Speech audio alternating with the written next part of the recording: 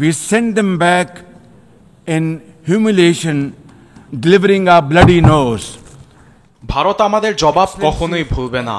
জাতিসংঘের সাধারণ পরিষদের ৮০তম অধিবেশনে প্রতিবেশী দেশকে এমন কঠোর বার্তা দেন পাকিস্তানের প্রধানমন্ত্রী শাহবাজ শরীফ। শুক্রবার কাশ্মীর ইস্যু ও সিন্ধু পানি বন্টন চুক্তি নিয়েও ভারতকে ধুয়ে দেন তিনি। My country confronted unprovoked aggression from our eastern front. অধিবেশনে পাকিস্তানের ভাষণের তীব্র প্রতিক্রিয়া দেখিয়েছে ভারত। প্রধানমন্ত্রী শাহবাজের বক্তব্যের পরই কড়া জবাব দেন ভারতীয় কূটনীতিক petal গাহলট।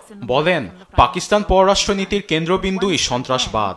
Glorified terrorism that is so central to their foreign policy.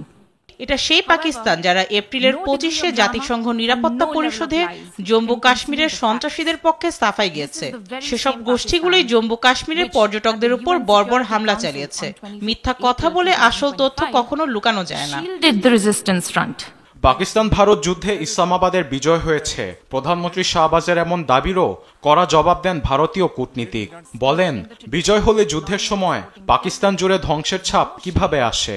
একই সঙ্গে পাকিস্তানের ইতিহাস জঙ্গিবাদ দিয়ে রচিত বলেও জানান তিনি। দীর্ঘকাল ধরে পাকিস্তান দেশে বিদেশে জঙ্গিদের মোতায়েন করে আসছে। সন্ত্রাসবাদের বিরুদ্ধে যুদ্ধ ঘোষণার নামে তারা ওসামা বিন লাদেনকে 1 দশক ধরে আশ্রয় দিয়ে আসছিল। It should come as no surprise that once again this duplicity continues. পাকিস্তানের পররাষ্ট্রনীতি শান্তি ও সহায়তার ভিত্তিতে করা হয়েছে।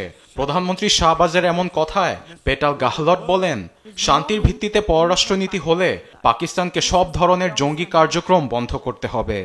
Where terrorism is concerned, we are making it clear that there will be no distinction between the terrorists and their sponsors. একই সঙ্গে পাকিস্তান ভারত যুদ্ধবন্ধে মার্কিন প্রেসিডেন্ট ডোনাল্ড ট্রাম্পের ভূমিকা প্রধানমন্ত্রী শাহবাজ জাতিসংঘে তুলে ধরলেও তা নাকচ করে দিয়েছে ভারত। এ বিষয়ে ভারতীয় কূটনীতিক জানান, পাকিস্তান ভারতীয় দ্বিপাক্ষিক আলোচনার মাধ্যমেই এ যুদ্ধের সমাধান হয়েছে। এর কৃতিত্ব কোনো তৃতীয় পক্ষের নয়।